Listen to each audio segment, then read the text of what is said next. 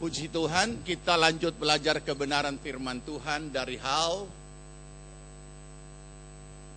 memahami dan menghayati. Memahami dan menghayati hidup oleh iman.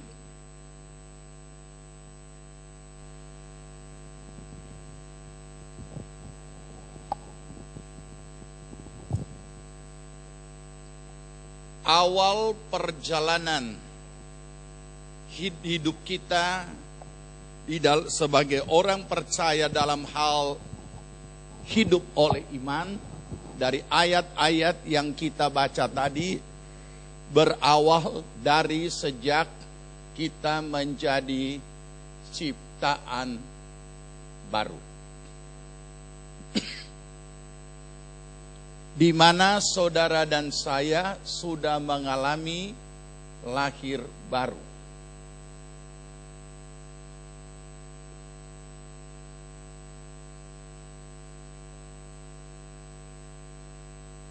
Nah, inilah perjalanan hidup kita sebagai orang percaya yang dikatakan hidup oleh iman. Sebagian kita sudah belajar minggu yang lalu. Kita perlu menyadari bahwa kita tidak hanya memahami apa itu hidup oleh iman, tetapi menghayatinya. Menghayati itu berarti hayat ya, hayat itu hidup. Dulu atau zaman tempo dulu, pelajaran di sekolah ada yang namanya ilmu hayat, ya, di mana kita belajar tentang segala sesuatu yang namanya hayat. Nah, dihayati ini berarti kita tidak hanya sekedar dikenal, diakui, menyebut diri orang percaya atau orang yang beriman kepada Kristus secara sebutan, tetapi nampak secara real dalam kehidupan sehari-hari bahwa segala apa yang menjadi ajaran Kristus yang kita, saya pakai bahasa umum, yang kita anut, itu nampak di dalam hidup sehari-hari. Berarti selain bukan hanya disebut, bukan juga hanya sekedar karena ada kegiatan-kegiatan agamawi dalam kekristenan kita. Kita ke gereja, kebaktian, kita doa, kita puasa, itu mutlak. Itu mutlak.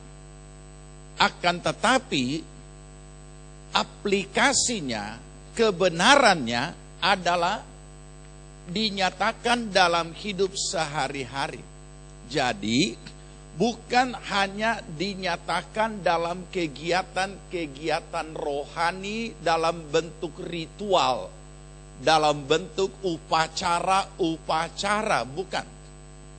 Tapi menyatu dalam hidup sehari-hari. Nah, ini yang penting kita pahami dan hayati. Sebab kalau kita hanya pahami saja, ya kita tahu segala sesuatu tentang hidup oleh iman. Kita cuma tahu, tapi tidak menyatu dalam hidup kita. Sedangkan dikatakan, dari sejak kita menjadi orang percaya, kita itu sudah ciptaan baru. Ciptaan baru ini dikatakan yang lama itu sudah lewat. Jadi benar-benar di sini adalah manusia baru. Ada manusia rohani di dalam manusia lahiriah. Apa istilah manusia rohani? Ya itulah iman yang dia miliki di dalam rohnya, di dalam keadaannya sebagai manusia lahiriah yang masih hidup di dunia, bukan mati. Saudara, seringkali kekeliruan bimbingan ini adalah bahwa kita memperbanyak segala kegiatan-kegiatan ritual kita tanpa dipersiapkan hidup oleh iman dalam kehidupan sehari-hari. Sehingga penilaian keadaan seseorang itu hanya dilihat dari aktivitasnya. Padahal aktivitas itu juga mutlak. Bahwa seorang yang bertumbuh di dalam imannya, dalam kehidupan rohaninya, ia pasti aktif. Tapi sebaliknya orang yang aktif belum tentu karena satu pertumbuhan iman. Jadi itu perlu kita pahami. Ada banyak motivasi-motivasi lain yang membuat orang bisa aktif dalam kegiatan-kegiatan rohani. Beberapa anak muda mengaku, saya pergi kebaktian kaum muda. Sebenarnya bukan saya mau kebaktian, saya cuma mau lihat cewek. Ada yang mengaku begitu. Nah, jadi itu kan orang bisa aktif karena berbagai macam motivasi. Nah, tetapi orang yang bertumbuh imannya itu tidak pernah tahan untuk diam, tidak bisa. Tidak pernah tahan untuk diam dalam hal-hal rohani, dalam hal-hal pelayanan. Karena pertumbuhan itu nampak.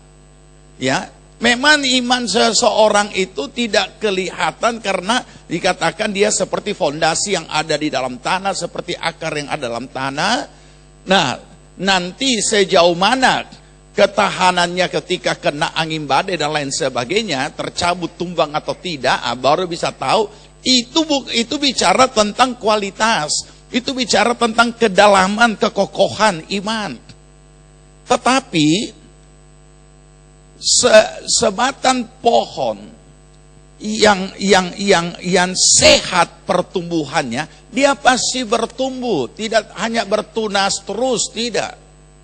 Dari bertunas dia mulai bertumbuh lebih panjang lagi, lebih panjang lagi, lebih panjang lagi sampai kepada berbuah. Jadi jangan saudara campur adukan, jangan kita campur adukan tentang pertumbuhan iman dan ketahanan iman menghadapi ujian-ujian. Jadi seorang yang bertumbuh imannya tidak mungkin dan tidak mampu dia bertahan berdiam diri tanpa melakukan kegiatan-kegiatan iman atau kegiatan-kegiatan rohani dan juga pelayanan. Itu tidak akan pernah terjadi, saudara. Kamusnya seperti itu dalam kehidupan nyata, dalam sejarah pertumbuhan rohani seseorang. Tidak ada orang yang bertumbuh imannya kemudian dia pilih bertapa di gunung dan kemudian entah jadi apa dia di sana. Tidak ada. Ya. Jadi apabila ada orang-orang yang bisa berdiam diri tanpa berbuat apa-apa, itu bukan pertumbuhan iman. Pengetahuannya saja yang bertambah di dalam hal memahami. Mungkin dia bertambah pengetahuan baca Alkitab. Saudara, saya dulu waktu masih sekolah Alkitab, saya pernah mengunjungi seorang bapak. Ini sudah tua, mungkin sudah bisa disebut engkong atau opa. Kami yang baru mungkin tidak salah waktu itu baru kelas 2 di sekolah Alkitab. Sangat kagum dengan ini orang tua ini karena ahli sekali Alkitab. Apalagi membahas akhir zaman. Tetapi setelah cek rupanya opa ini, engkong ini menyelidiki Alkitab didampingi dengan satu pak rokok yang tidak habis-habis dia isap sambil mencatat, sambil membahas dengan akal pikiran sendiri. dan menganalisa akan apa yang dia baca itu. Jadi kalau hanya pengetahuan tanpa kita pilih sesat atau tidak sesat dari Tuhan Roh Kudus yang menuntun, ataupun juga hanya kerajinan diri sendiri, itu bisa saja kita capai. Kita baca ulang sampai berapa kali Alkitab. Tetapi seorang yang bertumbuh, namanya saja bertumbuh iman, tidak bisa tinggal diam. Tidak bisa. Dia tidak akan tahan untuk tinggal diam. Nanti kita buktikan dari beberapa ayat yang akan kita baca. Saya jelaskan dulu. Jadi inilah kenyataannya. Sayangnya adalah bagi gereja Tuhan yang sangat yakin dan sangat mendasari pelayanannya untuk pencapaian jiwa-jiwa, itu benar. Dan itu sudah sangat baik, tapi belum sempurna. Kenapa? Kalau kita hanya, jangan lupa, kalau kita hanya memberitakan Injil, kemudian orang terima Yesus dan lahir baru, itu satu bahagian, yaitu urusan akhiratnya kita sudah selesaikan. Ia sudah tidak binasa lagi, ia tidak masuk neraka lagi, ia masuk ke sorga. Nanti, saya ulangi lagi, garis bawahi, nanti kalau sudah mati. Yang perlu sekarang ini, bagaimana kita menuntun orang yang belum mati ini tapi masih hidup dan sudah lahir baru. Nah, inilah yang harus kita persiapkan mereka menjalani hidup baru. Kenapa? Karena mereka semua mereka ini, orang-orang ini akan menjadi jemaat Tuhan.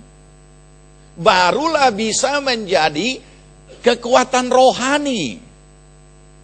Membangun jemaat untuk menjadi kekuatan rohani. Barulah pribadi-pribadi anggota jemaat itu adalah pribadi-pribadi yang tangguh. Nah, ini yang perlu, saudara. Kenapa? Saya sudah katakan minggu lalu, kita tidak tahu berapa lama dia hidup di dunia. Andai kata dia hidup sampai 70, 80, banyaknya dosa yang dia lakukan. Kalau tidak hidup oleh iman, banyaknya dosa yang dia lakukan kalau tidak hidup baru. Dan saudara berpikir, gampang kalau berbuat dosa tinggal minta ampun dan selesai. Saudara, kalau saya katakan banyaknya dosa yang dia lakukan di sini, jangan kita anggap remeh. Atau kita anggap pokoknya biar dia berdosa, pokoknya dia mati masuk surga. Siapa yang bilang? Setiap pengalaman berbuat dosa dalam kehidupan kita yang sudah menjadi orang percaya, itu sangat riskan untuk mengalami kejatuhan total. Jangan kita anggap remeh. Ya. Nah, itu sebabnya sederhana. Ketika kita tidak menjalani hidup baru, gampang. Maka yang kita lakukan, kita lanjutkan berbuat dosa. Itu saja sederhananya.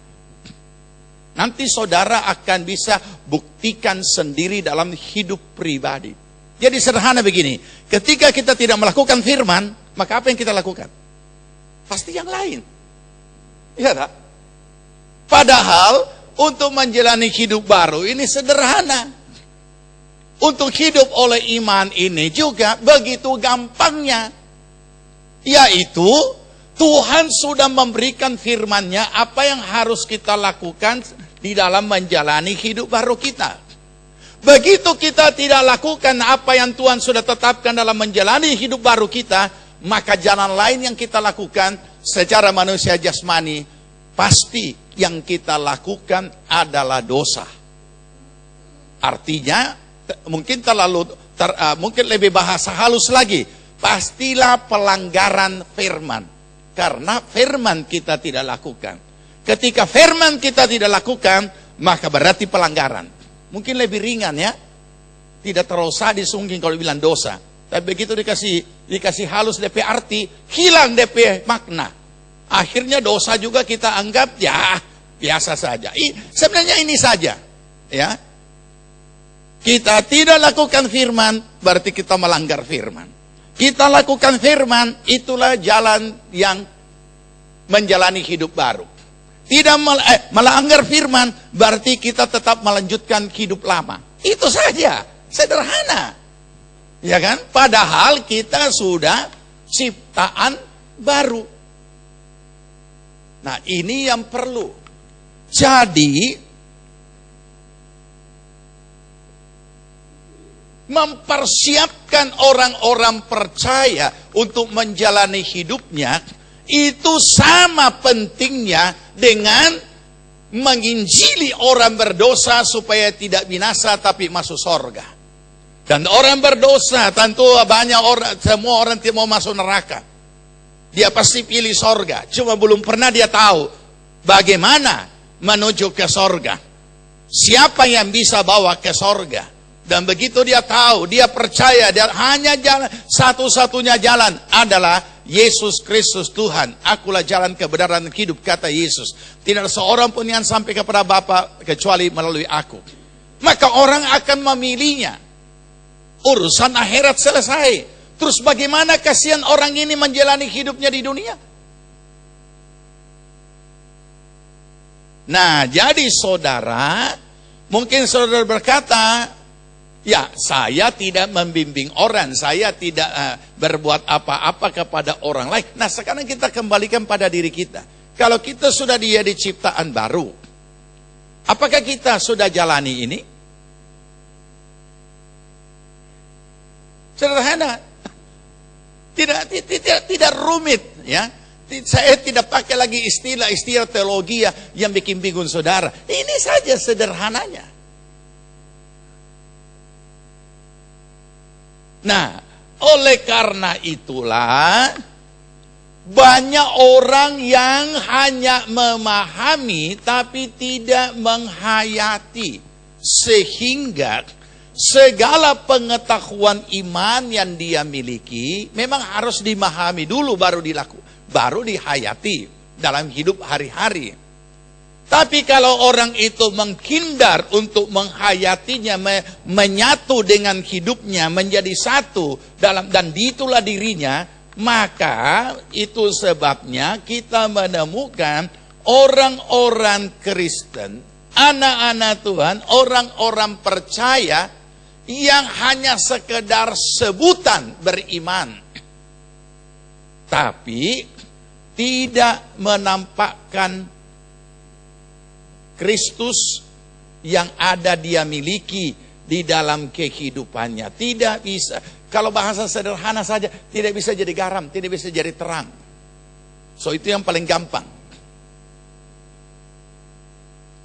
Kapan dia memiliki iman? Ketika berdoa. Kapan dia memiliki iman? Ketika dia terlibat dengan ritual-ritual ibadah, kegiatan-kegiatan rohani. Nah, padahal bukan itu. Semua kegiatan rohani itu semua kegiatan rohani maupun pelayanan, sekalipun itu mutlak, tapi itu hanya hitungan jam. Ada yang hitungan menit, contoh kebaktian ini.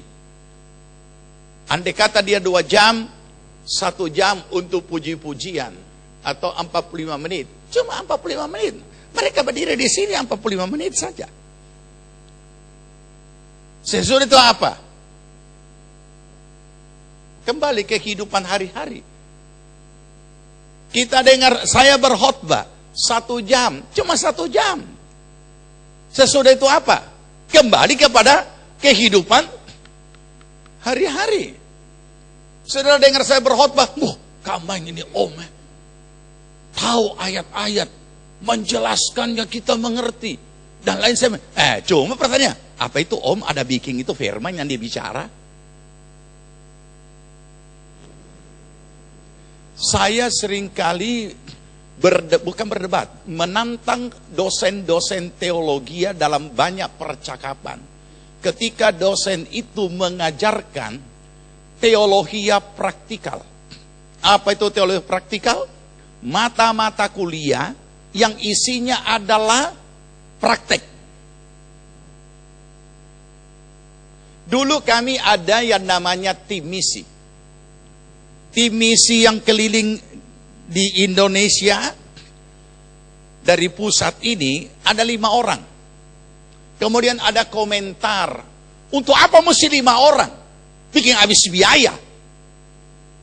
Kemudian saya katakan, ini kalau saya jelaskan ini, saudara akan tangkap pengertian apa yang saya sebutkan tadi.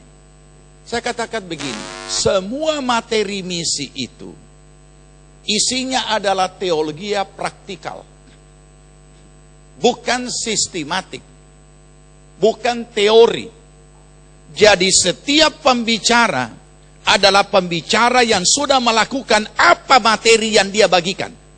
Kalau tidak percuma, panggil tukang jual obat di pinggir jalan saja, suruh kasih di materi, dia bawa, lebih pandai dia bicara. Saudara pernah mampir nonton orang yang jual-jual obat di pinggir jalan? Nah, boleh saudara coba. Ya, saya boleh anjurkan saudara sekali-sekali berhenti itu di mana nih? Biasa pasang tenda di pinggir jalan, di pasar, dan saudara akan berhenti dan lihat di situ. Saudara akan heran, dari mana semua ini ilham? Sementara bicara ekonomi, sementara bicara politik, sementara bicarain ujung-ujung DP obat dia tawarkan, ya kan? Ada kalanya juga dia sertai dengan sulap-sulap sedikit. Nah, itu segampang. Kalau kita mengajar materi gampang, apalagi kalau orang itu punya talenta, pintar ngomong, pintar menyusun kata-kata, kurang pungut itu yang kasih rangkai, kemudian orang terheran-heran. Nah, itu gampang. Tapi kalau materi itu adalah materi praktek, yang Anda bicara itu sobiking. Nah, kemudian kami sampaikan, kami tidak mungkin memberikan si A, si B, si J menjadi narasumber, menjadi pembicara dalam materi praktek ini, sedangkan dia sendiri belum bikin. Contoh, pakai hamba Tuhan, seorang hamba Tuhan yang bicara tentang motivasi pemuridan. Gampang, tapi motivasi pemuridan itu adalah hal praktek. Apakah di gerejanya sudah ada pemuridan? Lah kalau tidak ada pemuridan, lebih baik tangkap di dasi, kon tarik turun, bro, duduk di sana. Dengar orang lain saja yang bicara yang sudah melakukan. Itu sama dengan bikin bodoh jemaat. Saudara-saudara, pemuridan itu membuat jemaat kita mengerti firman. Kok untuk apa omong kosong semua? Kenapa omong kosong semua? Dia belum bikin kok pemuridan. Dia belum pernah alami. Dia belum pernah lihat hasilnya. Ini contoh. Ya, jadi itu yang seringkali saya katakan. Makanya orang sedikit aneh, bukan aneh, sedikit terkejut dengan acara tahunan kita. Kita kan tiap tahun ada acara ulang tahun gereja. Kemudian pembicara materi-materi itu kami lihat, materi yang ada seminar ini materi praktis tidak? Materi praktis. Kalau kami tidak pusing dengan pembicara terkenal lah, ambil dari sana, copot dari kutub utara atau kutub selatan, atau harus dari kota besar, tidak. Saudara tahu siapa yang ditampilkan? Gembala Bondoyong, Gembala Kamarora, jadi pembicara. Terus seorang apa yang mau dikasih Bondoyong mau kasih apa? Kamarora mau kasih materi apa? Tapi begitu mereka membawakan materi, ini yang betul. Coba, mau datangkan pembicara dari luar negeri? Tidak usah, ada Bondoyong, ada Kamarora. Nah perlu, kenapa?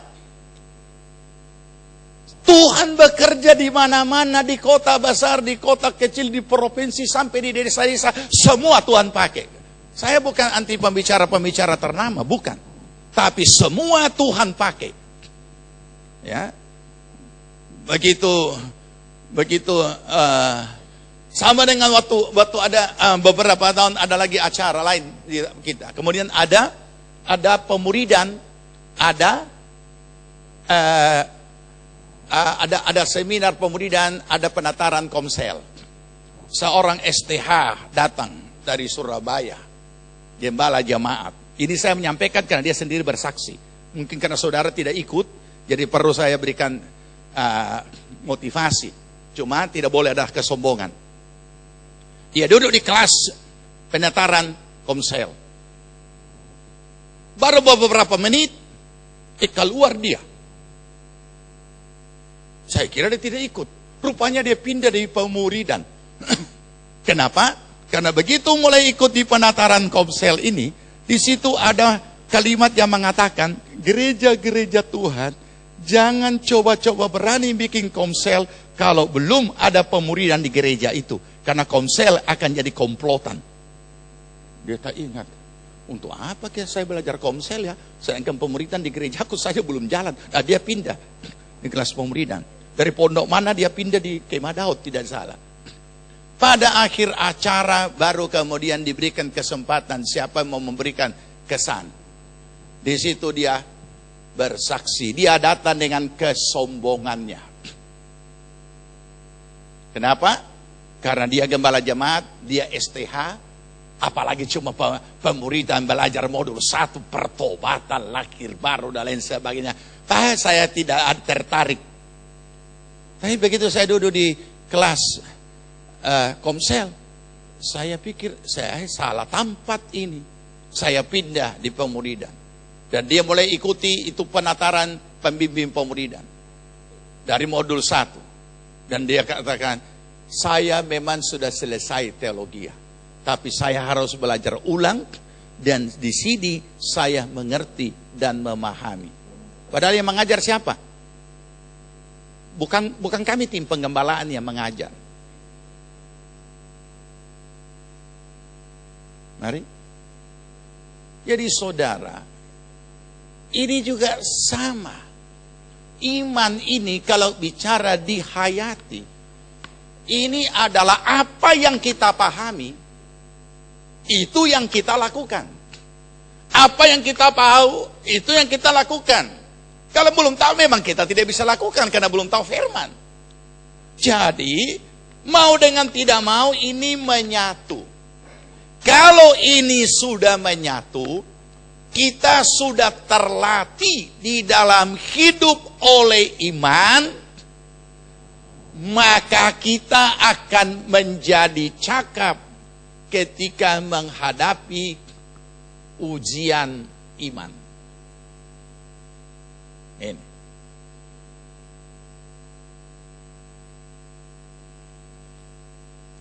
Sebab umumnya orang-orang yang sudah lahir baru karena tidak dipersiapkan menjalani hidup barunya dan tidak ditekankan dan dibimbing dengan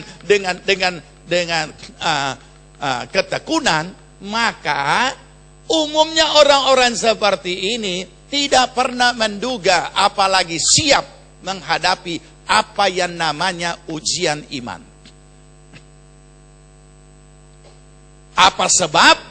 Sebab sebagian juga umat Tuhan di saat melayani orang-orang yang belum lahir baru, bukan memberitakan Injil, memberitakan fasilitas yang ada di dalam Kristus. Banyak gereja Tuhan melakukan itu. Apalagi di kalangan kita, umumnya kalangan kita itu mengutamakan fasilitas yang ada di dalam Kristus untuk diberitakan, bukan Injil keselamatan, bukan.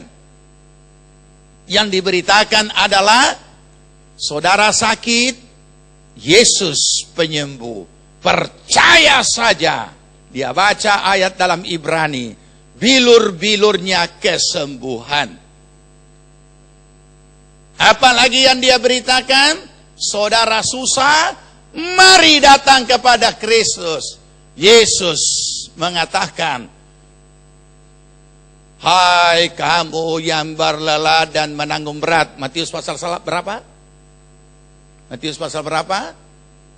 Nah, syukurlah saudara tidak hafal itu. Supaya, hai kamu yang bertanggungan berat dan letih lesu. So bisa bayangkan ini letih lesu? Kurang begini. Hah? Datanglah kepadaku, aku memberi sentosa kepadamu. Itu. Ini yang dia beritakan. Bukan Injil keselamatan, tapi ini yang dia beritakan. Maka orang berbondong-bondonglah orang yang letih lesu. Saudara bisa bayangkan ini satu rombongan ini, orang letih lesu datang. Datang kepada Yesus. Kenapa? Mau apa? Aku beri kelegaan kepadamu. Jadi cuma cari apa? Cuma cari kelegaan, bukan keselamatan. Nah sekarang serombongan orang letih lesu. Pak Gembala senang. Oh puji Tuhan, banyak sekali jiwa baru ngoni bawa.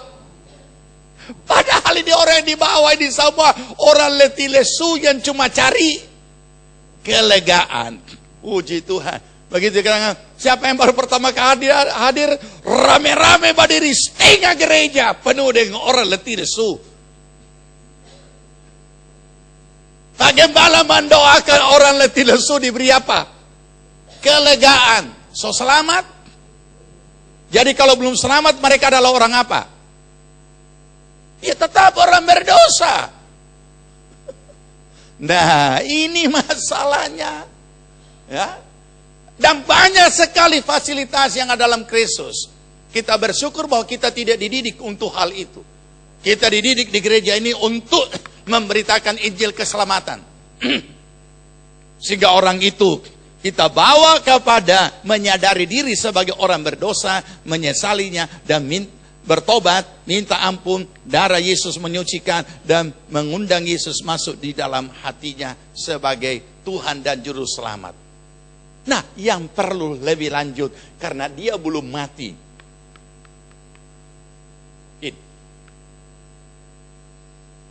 Supaya siap. Saudara, ujian iman ini sebenarnya hadir setiap hari dalam beberapa kali dalam hidup kita. Cuma sayangnya anak-anak Tuhan menganggap ujian iman itu kalau sudah ada suatu malapetaka, musibah dan lain-lain seperti Ayub. Ini dia. Masih ingat, barang siapa mau mengikut aku, ia harus menyangkal diri, memikul salib tiap hari, kemudian balik, tidak, kemudian mengikut aku. Ini asik ini kalimat ya. Mau ikut aku? Menyangkal diri, so siap berarti ya. Nah pikul itu salib, kemudian ikut. Ya kan? Jadi gambarnya tabalik. Biasa gambarkan kita lihat Yesus yang bapikul ya. Sekarang Yesus berjalan, dia bapikul. Pikul, ngana pikul itu. Berjalan. Ikut kemari. Nah saudara, untuk apa? Itu yang menolong kita, itu yang menyempurnakan penyangkalan diri kita. Makanya itu salib dipasang. Ada lagi yang ekstrim. Yesus sudah pikul, masa kita pikul lagi? Semua soberes dijual juta. Memang soberes, tapi ada ayat yang mengatakan pikul tiap hari. Nah, jadi ini yang perlu kita sadari. Sekarang belajar tentang hal ini, ada baiknya kita buka Yakobus pasal 2.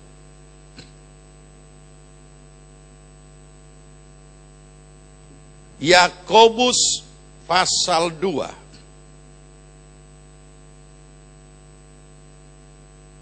Nah, sebelum Yakobus, Petrus dulu, 1 Petrus pasal 4. 1 Petrus pasal 4. Itu dulu.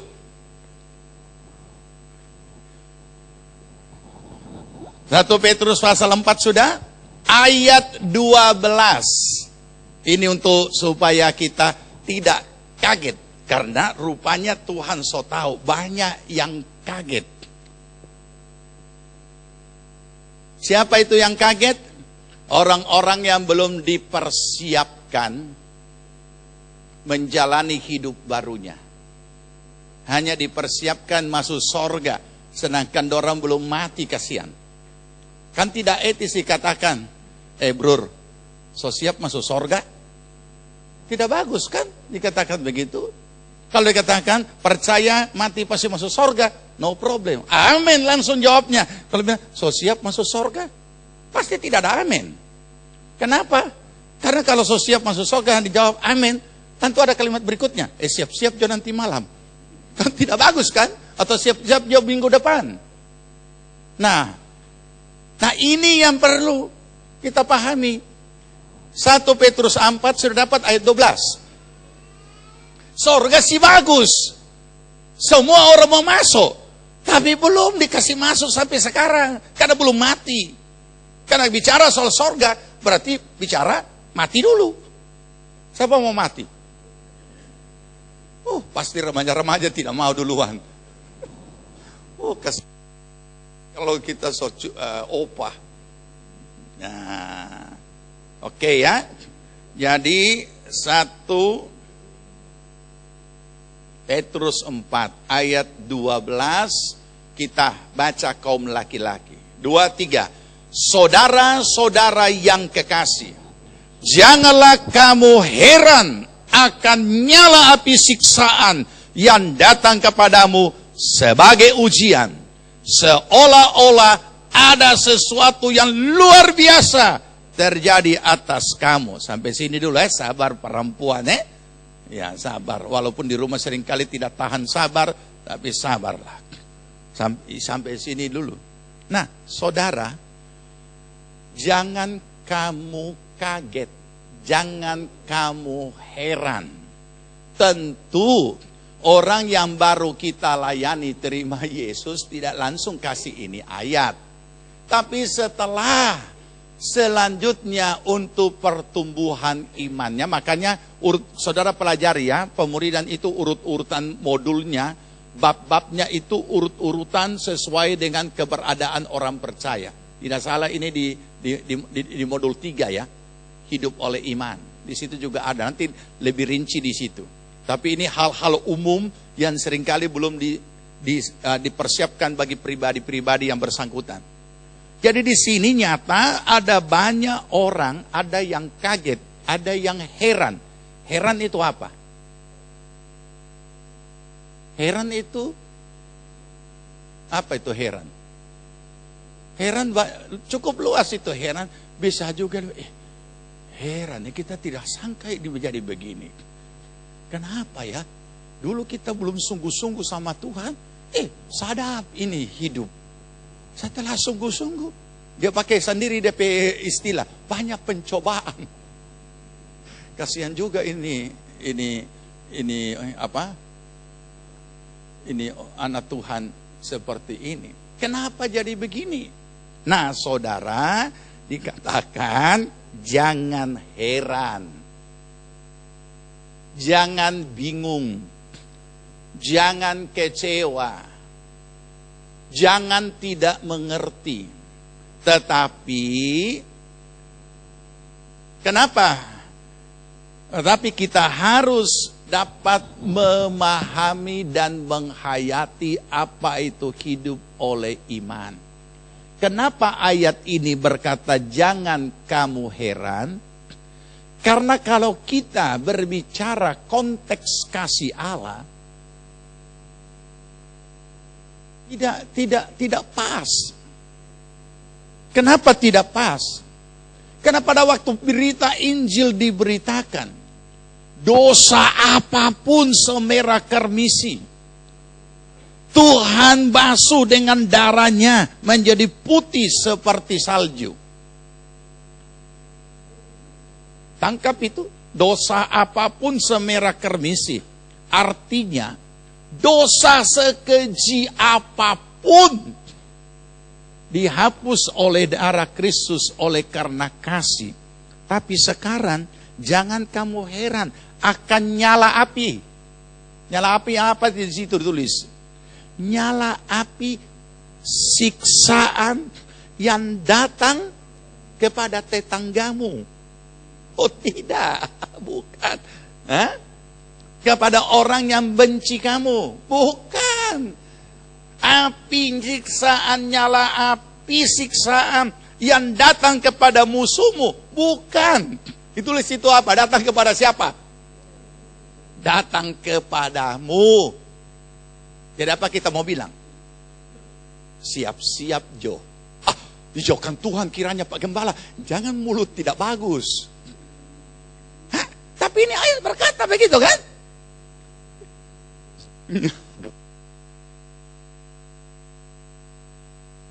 Datang kepadamu.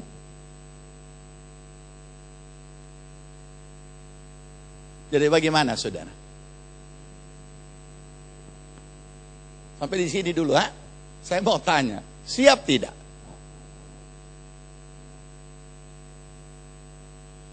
Saya sudah ramalkan, bukan peramal. Atau pakai bahasa lebih keren, saya sudah prediksi. Aduh, bahwa kalau saya bertanya begini, pasti sunyi senyap. Betul? So, siap saudara?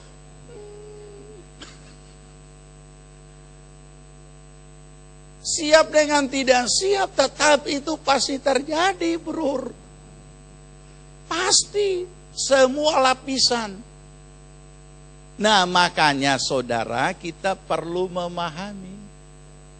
Siapa saja, kalau saudara jadi orang percaya dari sejak remaja, saudara juga akan mengalami, bukan tergantung orang tua. Pokoknya semua kita yang sudah jadi percaya, sudah lahir baru, sudah jadi ciptaan baru. Datang kepadamu. Renungkan ini. Api siksaan. Mana lebih bagus ini, api siksaan ujian iman atau api siksaan di sana? Tentu saudara mau tanya lagi, di sana di mana? Di neraka. Ya. Hah? Mari kita renungkan. Jadi ini yang perlu kita bersiap. Tidak pusing saudara punya iman sampai di mana, bahkan sekian lamanya juga tidak bertumbuh. Paulus berkata, firman Tuhan berkata bahwa diukur dari waktu lamanya kamu menjadi orang percaya, sudah boleh jadi pengajar. Tapi kamu masih anak-anak, tidak pusing. Pokoknya api siksaan sebagai ujian iman itu pasti ada. Nah, mari kita renungkan. Nah, lanjutnya sekarang. Rupanya kalimatnya lebih dahsyat. Api siksaan bagaimana? Apakah api LPG atau api bara atau api kayu? Mana lebih panas dari ketiga jenis itu? Yang jelas dikatakan begini. Api itu adalah seolah-olah ada sesuatu yang luar biasa. Luar biasa terjadi atas kamu. Luar biasa terjadi atas kamu. Jadi saya bisa bayangkan. Apa kira-kira ini? Kenapa luar biasa? Banyak kan orang yang tanya, sekarang lagi tren anak-anak Tuhan diajar di gereja. Apa kabar? Kalau orang tanya, jawab luar biasa. Sekarang justru harus punya kecakapan merubah luar biasa menjadi biasa. Sesuai konteks ayat ini. Bagaimana? Api siksaan yang datang kepadamu seolah-olah sesuatu yang luar biasa terjadi padamu. So biasa. Ya itu yang saya punya maksud. Yang ini, yang luar biasa ini harus dirubah menjadi biasa. peristiwanya luar biasa. Tapi anak Tuhan biasa. Oh, itu biasa. Hah? Artinya tangguh, tegar, kokoh. Saudara, jadi kita jangan main-main untuk tidak mau menjalani hidup oleh iman. Kita tidak mau menjalani hidup baru kita. Terus terang, disinilah yang membuat banyak orang gagal atau gugur. Ini. Jadi firman Tuhan sudah menetapkan.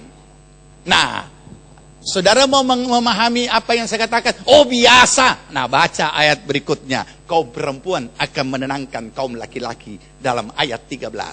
2, 3.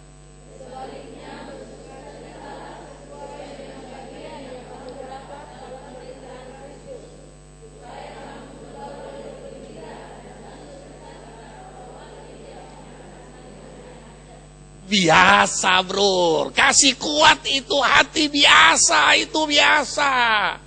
Jangan lemah, jangan kecewa. Biasa. Nah, artinya apa? Harus belajar tangguh. Ini. Kalau tidak, siap. Tapi ini so peristiwa dahsyat. Disuruh lagi apa? Disuruh lagi bersukacitalah. Nah, disinilah kita melihat kebenaran ini. Bergembira dan bersukacita. Ada lagi yang lebih dahsyat dari sekedar itu. Kaum laki-laki, 14. Berbahagialah kamu jika kamu dinista karena nama Kristus, sebab roh kemuliaan, yaitu roh Allah, ada padamu. Nah, ini. Masih ingat? Menikmati permen? Isap dimimis sampai titik yang terakhir. Ketekunan, kesetiaan. Harus seperti orang yang isap permen sampai habisnya, sampai mimisan yang terakhir. So hilang dia tanpa bekas. Nah, puji Tuhan. Nah, sekarang kaum perempuan hiburkan itu kaum laki-laki, kasihan. Ayat 15, 2, 3.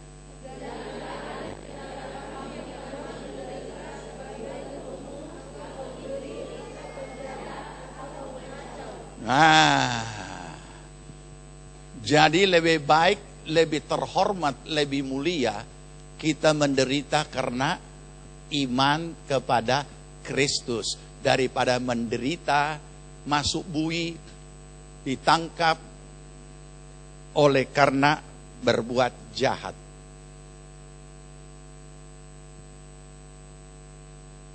(16) sama-sama. Tetapi jika ia menderita sebagai orang Kristen, maka janganlah ia malu, melainkan hendaklah ia memuliakan Allah dalam nama Kristus itu. Jadi disinilah kita menemukan kebenaran itu. Nah, sekarang saya ingin membantu saudara melalui kebenaran firman Tuhan. Bagaimana mempersiapkan diri menghadapi hal-hal dahsyat seperti yang dikatakan api siksaan, sesuatu yang luar biasa menimpa kamu. Bagaimana melatih diri? Bentuknya kita tidak tahu. Ada banyak bentuknya. Tetapi kita sudah bisa melatih diri kita, mempersiapkan kekuatan iman oleh kuasa Roh Kudus bagi kita, supaya kita bisa siap menghadapinya. Baik, saya bantu dengan gambar. Baca dulu satu ayat. Dan saudara akan menemukan itu, kemudian saya bantu dengan gambar.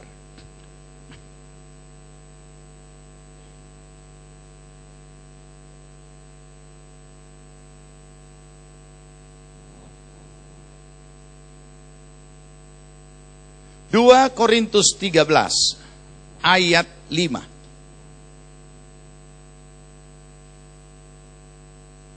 2 Korintus 13 ayat 5.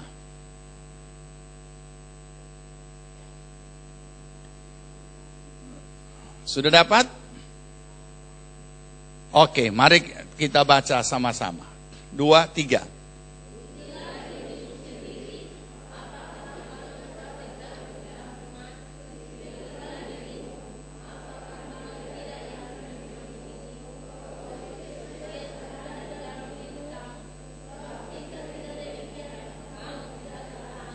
Perhatikan. Perjalanan hidup kita oleh iman sebagai ciptaan yang baru disebut perjalanan hidup baru.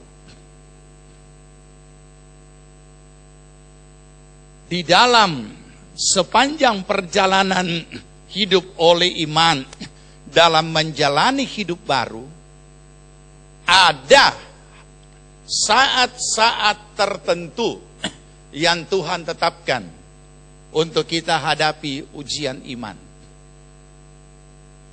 Apa itu ujian iman? Ujian ketaatan kita kepada kebenaran firman.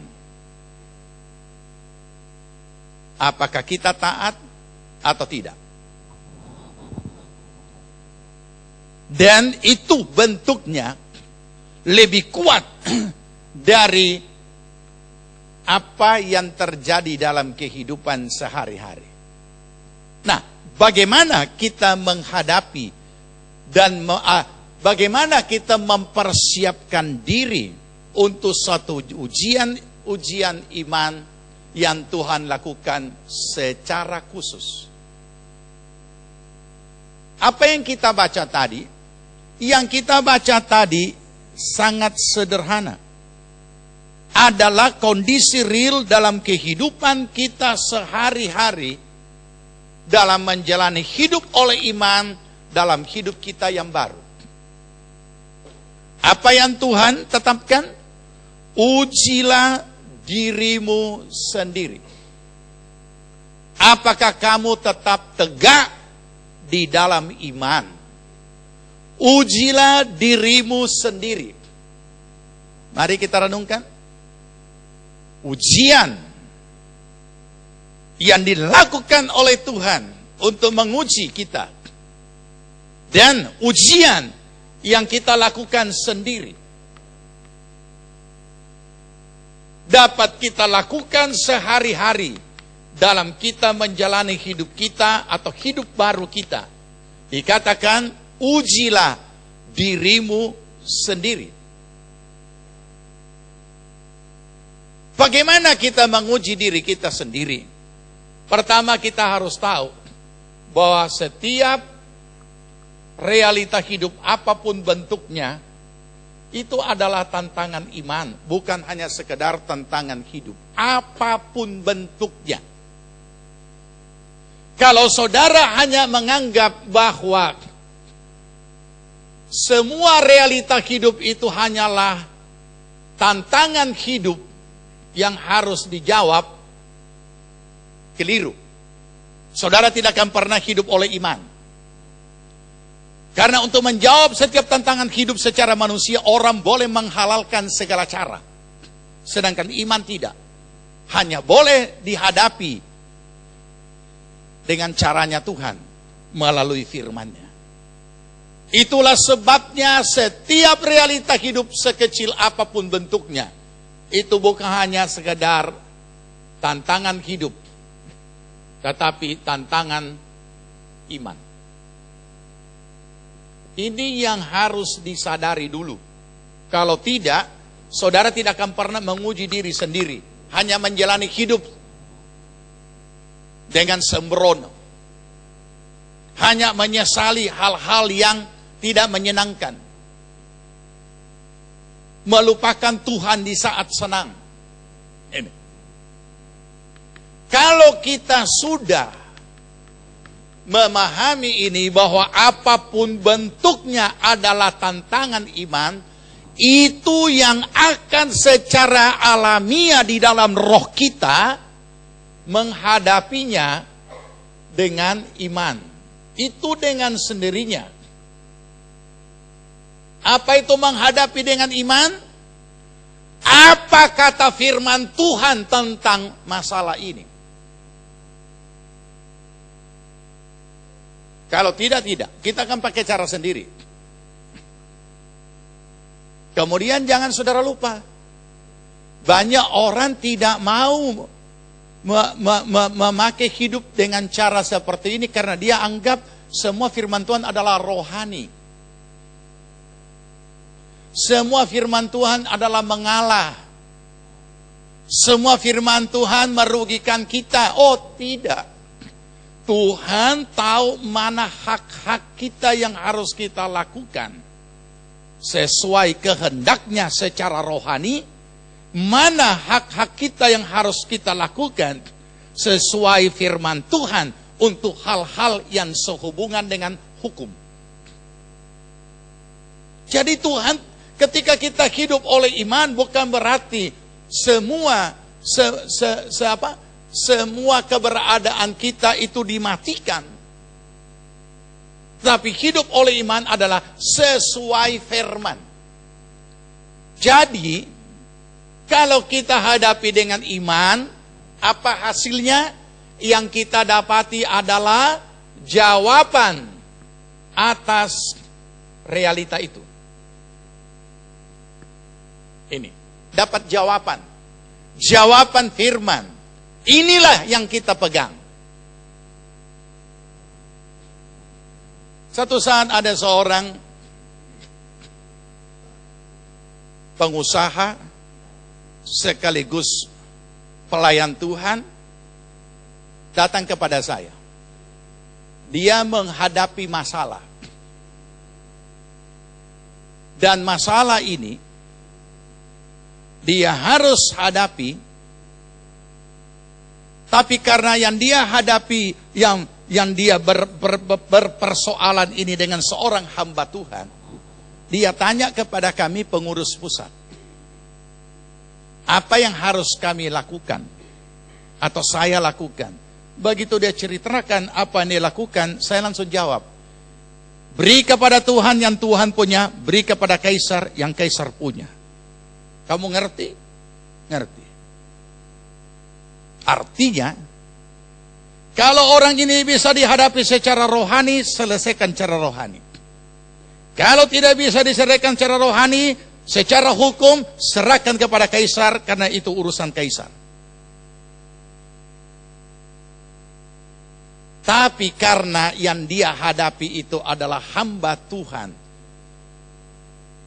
maka dia lapor ke sinodenya, dan sinodenya turun tangan untuk menyelesaikan masalah itu.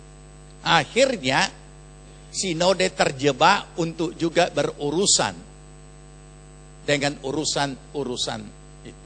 Padahal sederhana. Ini bukan urusan sinode. Ini urusan pribadimu dengan orang itu, silakan selesaikan. Nah, inilah yang kadangkala mengapa banyak orang tidak mau menjalani hidup barunya, karena dia anggap kalau sudah hidup baru, semua adalah jawabannya apa kata firman. Brur, lebih kita pindah di akhirat, tidak usah di dunia. Salah. Firman Tuhan ini dilakukan untuk hidup di dunia, bukan untuk hidup di akhirat. Ini untuk hidup di dunia. Firman Tuhan itu untuk kita lakukan di dunia, bukan di akhirat. Nah, ini yang seringkali banyak orang tidak suka jadi rohani. Padahal tidak, bukan seperti itu. Nah, jadi kembali kepada topik ini. Jadi hidup dengan hadapi dengan iman, ada jawabannya lewat firman. Begitu ada jawaban, inilah yang kita lakukan. Jadi sekarang tanda panahnya seperti ini. Ini yang kita lakukan. Ini yang kita lakukan. Sesuai apa kata firman. Nah, Saudara tahu, selama kita masih hidup, setiap hari penuh dengan realita hidup.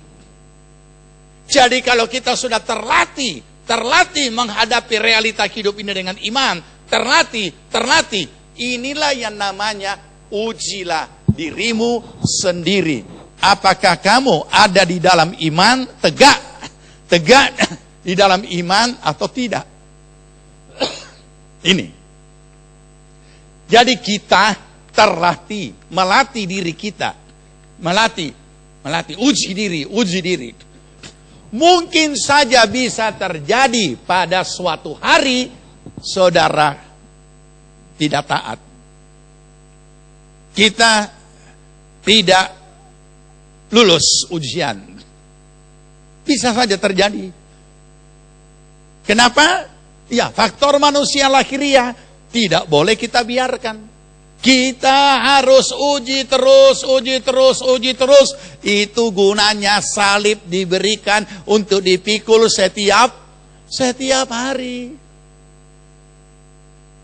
Tapi biasanya kehidupan hari-hari dengan segala banyak realitanya, kita anggap itu cuma ada lagi bahasa ada lagi bahasa, dia pungut itu bahasa yang ditempel di angkot punya kaca belakang. Romantika hidup. Aduh. Jangan pungut kalimat-kalimat di pinggir jalan, saudara. Kita perlu Tuhan berikan satu pencerahan, satu ilham roh pada saat kita bergumul di dalam menghadapi segala sesuatu. Nah, ini. Jadi kalau kita sudah terlatih menghadapi, menguji. Mungkin saja kita gagal, tapi kita ingat perkataan Raja Daud berkata begini, sekali aku jatuh, tidak dua kali aku terantuk. Artinya, pengalaman kegagalan itu menjadi pengalaman yang berharga untuk tidak mengulangi kegagalan. Dan jangan takut gagal. Orang yang takut gagal tidak akan pernah memulai sesuatu. Karena hanya perhitungan gagal. Hadapi. Nah, inilah ujian setiap hari. Ketika ujian setiap hari sudah terlatih, begitu ada yang luar biasa. Oh, biasa. Bagaimana? So boleh amin? Oh, kasihan peswak. Ini. Tapi kalau kita tidak terlatih di sini, begitu ada sesuatu yang luar biasa, aduh kasihan, mati kita. Belum mati, masih hidup. Karena lagi diuji. Ujian tidak butuh untuk orang yang sudah mati, dia tidak rasa apa-apa. Coba saudara maki-maki di mukanya itu orang, kalau dia sudah mati. Nah, ada. Paling saudara yang mimpi malam-malam. Ya. Nah, jadi kita harus perlu memahami ini. Baik, jadi ini yang perlu kita pahami dan hayati. Kita tidak bisa menghindar, karena itu sudah ketetapan. Ya, jadi tidak usah saudara takut dengan itu ayat, sesuatu yang luar biasa. Aduh, mulai ini malam sudah berdoa, Tuhan jauhkanlah, apalagi ada doa Bapa kami, jauhkanlah kami daripada segala pencobaan, daripada segala yang jahat. Nah, ini lain lagi. Ini ujian. Doa perlindungan harus. Saya mau tanya, apakah tidak ada perlindungan kepada Ayub? Ada. Ada perlindungan kepada Ayub. Tetapi Tuhan izinkan dia diserang oleh si jahat. Tuhan izinkan. Karena iblis juga berkata, tidak percuma Ayub itu setia kepadamu karena kamu melindungi dia. Kalau bahasa hari-hari, coba cabut itu pagar perlindungan. Ayub tidak bikin celah. Tuhan yang cabut. Oh, kecepatan kira langsung. Satu kali serbu, habis semua. Lenyap semua. Saudara, jadi dari sini juga kita sangat harus menghargai perlindungan Tuhan. Kalau kita membuat celah dan Tuhan mencabut itu perlindungan, tidak ada pengayoman, dan salah satunya adalah otoritas itu yang mengayomi kita di alam roh yang Tuhan tugaskan. Ketika iblis menyerang, itu kecepatannya sulit mau dihitung. Karena kita baca saja Ayub.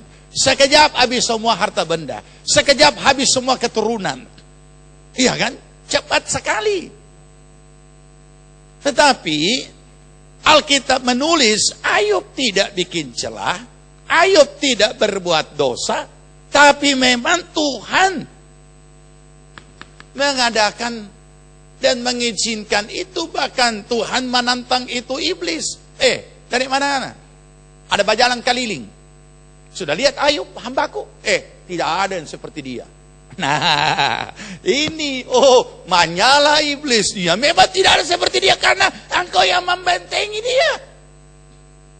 Tuhan katakannya, aku izinkan, tapi jangan sentuh itu nyawanya. Nah, saudara, jadi kita perlu melatih diri. Ketika hal yang luar biasa terjadi, saudara juga akan berkata, puji Tuhan. Tadi ayat tadi kan, bersukacitalah, puji Tuhan.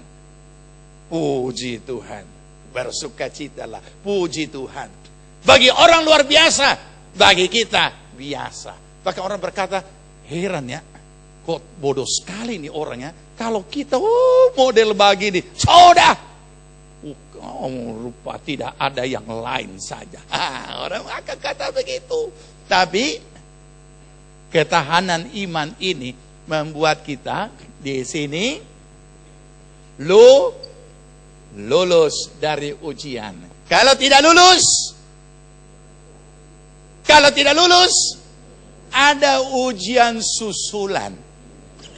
Iya, mana bisa dapat ijazah dengan tidak lulus, kecuali bikin sendiri, baru pasang sendiri, foto tanda tangan sendiri.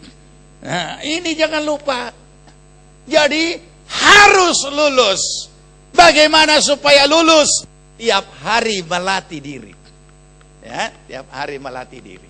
Hati diri tiap hari. Kemudian kita jadi semakin tangguh. Kemudian kita siap. Ujian iman. Kita tidak tahu apa bentuknya. Masing-masing Tuhan uji sesuai apa yang masih harus disempurnakan. Ya. Jadi ini yang perlu kita pahami. Sampai buah-buah Roh Kudus itu terbentuk di dalam kehidupan kita. Kita boleh miliki. Tuhan yang akan melakukan itu. Saudara tidak tahan dengan emosi, itu terus yang akan diuji, itu terus sampai betul-betul, dia orangnya solemah lembut. Ya. Saudara tidak tahan dengan apa? Apa yang belum teruji. Itu yang Tuhan uji. Ya. Mari kita berdiri, kita bangkit berdiri, kita masuk dalam doa.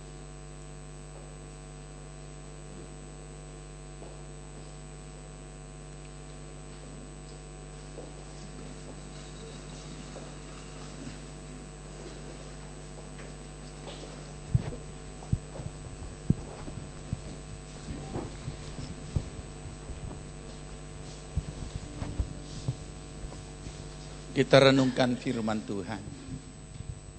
Kita mengucap syukur atas segala apapun yang sedang kita alami, hadapi dalam hari-hari perjalanan hidup kita sebagai orang percaya. Tuhan tahu persis apa yang sedang saudara alami. Jangan kecewa, jangan putus asa, jangan menjadi lemah, tetapi berbahagialah. Karena itulah kesempatan semua realita hidup itu hari-hari kita pakai melatih diri sebagai ujian iman. Tetap kita melakukan apa yang Tuhan sudah tetapkan bagi kita melalui firman-Nya. Tuhan tahu persis apa yang saudara hadapi. Karena Tuhan tahu persis apa yang saudara hadapi, maka Tuhan juga memberikan jawaban melalui firman-Nya untuk apa yang saudara lakukan.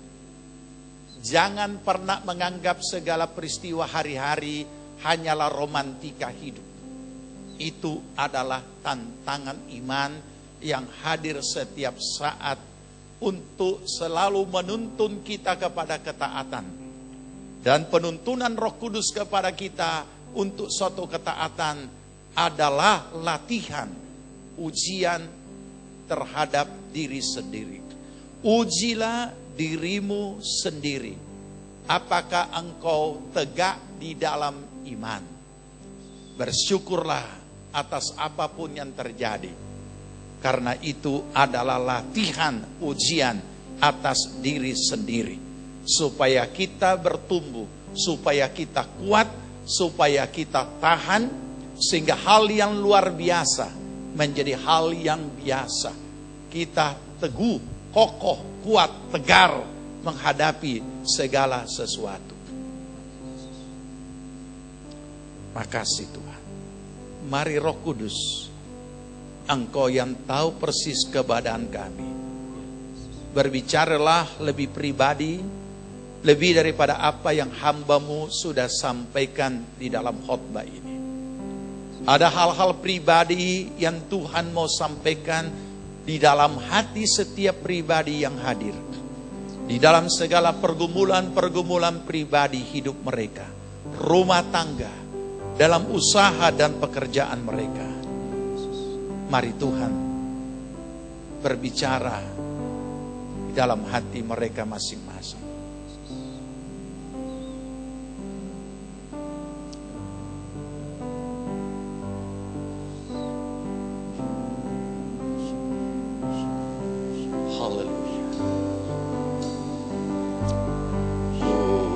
Tak dapat jalan sendiri,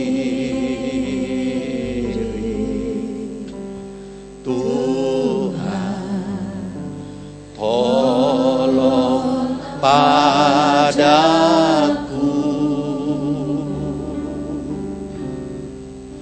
biarlah sinar-Mu menerangiku, sebab ku tak dapat jalan sendiri.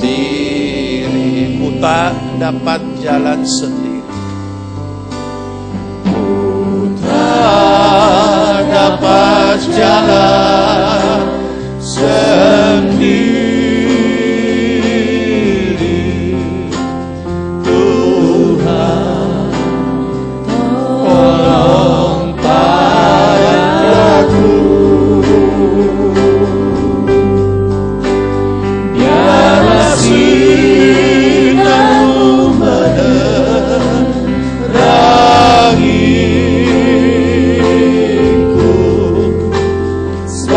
Ku tak dapat jalan sendiri. Mari angkat tangan kita, kedua belah tangan kita di hadapan Tuhan.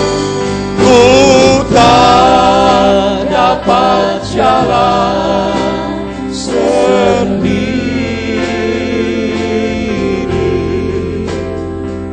Tuhan tolong padaku.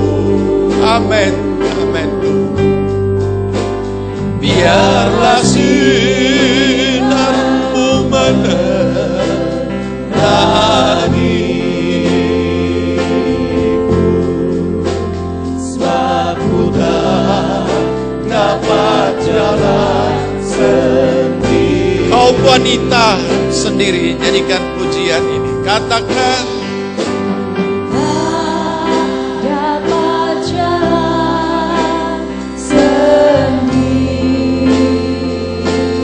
amin Tuhan.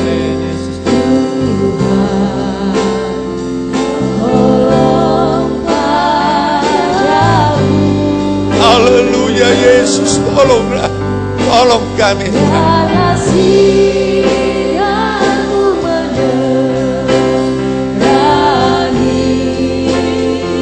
Amin, amin. Kau wanita Mari kaum pria sama-sama katakan, Tuhan dapat jalan sendiri. Tuhan tolong padaku. Amin Tuhan. Biarlah sinarmu menerangiku,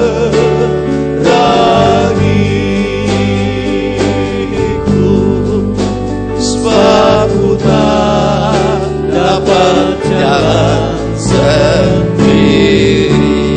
Sama-sama kita katakan, ku tak dapat jalan sendiri. Oh, mari Roh Kudus Engkau bekerja menjamah setiap jemaat-Mu Tuhan. Tolong setiap jemaat-Mu hari ini, saat ini Tuhan.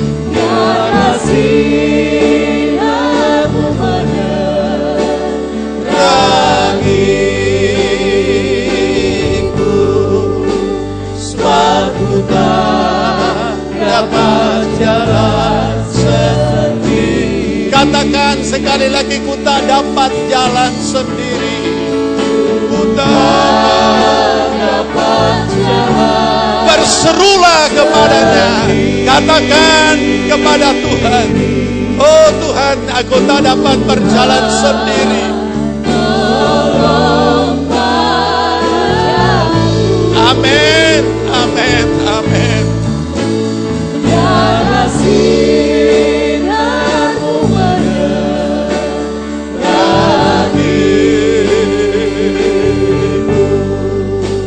sebab ku tak dapat jalan sendiri. Biarlah sinarmu menerangiku Tuhan. Biarlah sinarmu menerangiku. Amin, amin, amin.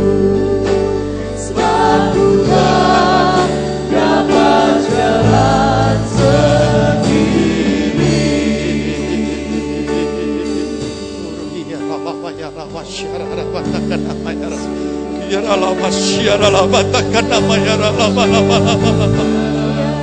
Oh Tuhan, tolong kami supaya kami tidak berjalan sendiri.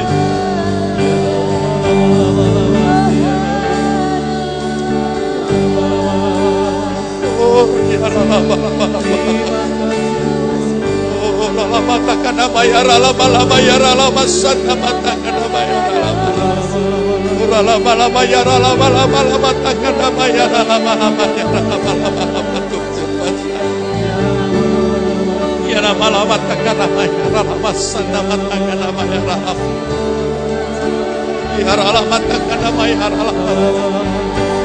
haleluya, haleluya, haleluya, haleluya. Oh, tolong kami Tuhan. Roh Kudus, Engkau Roh penolong. Engkau Roh penolong yang diutus untuk menolong kami. Tolong kami Tuhan. Oralah matakasan amantukuri alamana. Oralah matakarabasan damayara alamana. Kalamatakan damayara alamana. Oralah masyara alamatakan damayara alamana. Haleluya, haleluya, Yesus, haleluya, haleluya, Yesus.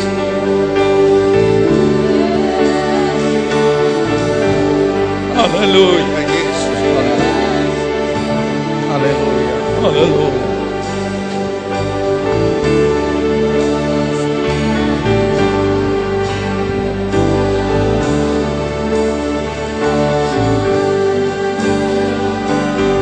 Haleluya, haleluya, haleluya. Murala matakasana mayara lama mayara lama takana mayara lama. Ori, haleluya, haleluya. Haleluya, Yesus, haleluya, haleluya. Haleluya.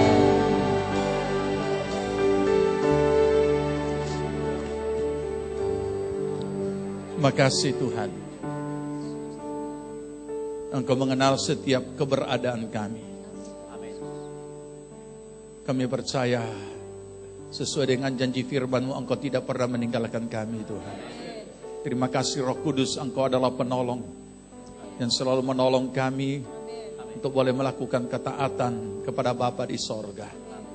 Terpujilah nama-Mu Tuhan. Terima kasih, kami mengucap syukur. Kau berkati seluruh jemaat-Mu, kekuatan yang baru Engkau selalu berikan pada mereka, urapan yang baru berlimpah-limpah dalam kehidupan mereka, sehingga dengan kekuatan daripada Tuhan sendiri, segala yang luar biasa menjadi biasa. Oleh karena Engkau sudah membuat kami menjadi cakap menanggung segala sesuatu. Terpujilah nama Tuhan. Kami mengucap syukur Tuhan. Engkau memberkati seluruh jemaat Tuhan. Engkau tilik segala keberadaan mereka. Kami percaya segala pekerjaan kuasa sejahat apapun bentuknya, Engkau sudah hancurkan semua dan patahkan di dalam nama Tuhan Yesus. Terpuji Tuhan. Biarlah kami boleh hidup menikmati iman percaya kami dengan penuh sukacita dan semakin mengasihi Tuhan. Dan kami tidak akan tinggal diam. Kami selalu akan melakukan apa yang menjadi kehendak-Mu, baik dalam ibadah kami, baik dalam pelayanan kami, terlebih dalam kehidupan kami sehari-hari. Terima kasih Tuhan. Sebelum kami akhiri ibadah kami mau menyatakan kasih kami kepadamu dengan apa yang akan kami persembahkan. Sucikan hati pikiran kami Tuhan, agar apa yang kami persembahkan kami lakukan dari hati yang mengasihi Tuhan, sehingga kami diberkati Tuhan. Dalam nama Tuhan Yesus Kristus kami alaskan doa kami. Amin. Puji nama Tuhan. Silakan duduk saudaraku. Kita akan bawa persembahan kita pada Tuhan. Segala puji syukur bagi Tuhan. Kita nyanyikan pujian ini dan kita bawa persembahan.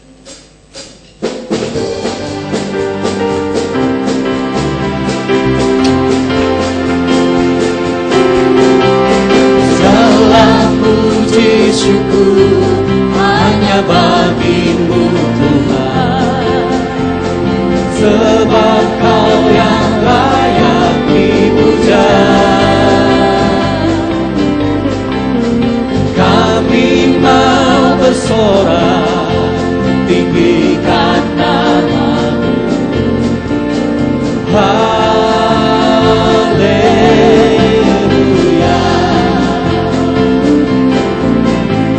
Segala puji syukur hanya bagi-Mu Tuhan, sebab Kau yang layak dipuja. Kami mau bersorak, tinggikan nama-Mu.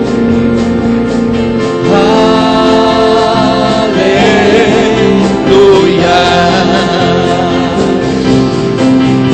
Soraklah, haleluya, amin.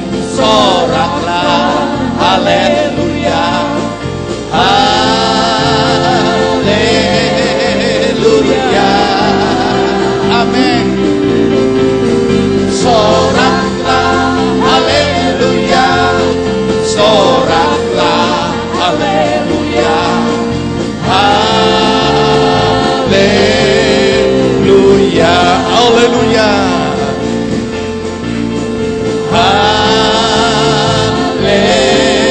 haleluya,